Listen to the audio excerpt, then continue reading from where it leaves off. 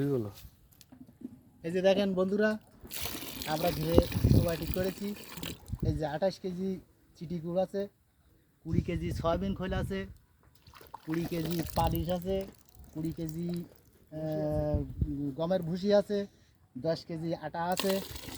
আর এই যে দেখেন ইস্ট পাউডার, এই যে 1 কিলো 2 প্যাকেট। এই 48 ঘন্টা ভিজনের পরে আমরা ঘিরে দেব। দেওয়ার পরে এতে জলে খাদ্য হবে এবং মাছ খেয়ে বড়ো হবে। এটাই আমাদেরকে ঘেরের খাদ্য এইভাবেই তৈরি হয়।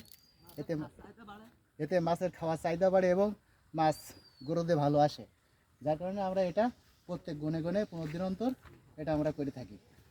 আপনাদের ঘেরের রেজাল্ট তো ভালো। একদম একদম অ্যাকুরেট 100% রেজাল্ট। যার কারণে আমরা প্রত্যেক 15 দিন অন্তর অন্তর আমরা এই খাদ্যটা তৈরি করি, তাতে আমাদের রেজাল্ট ভালো হয়।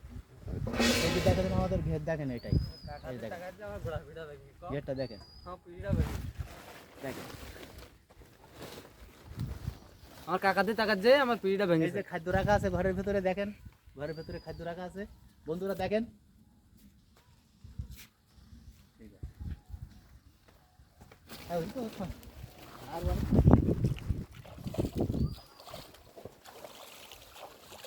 খাবার বাদ দিয়ে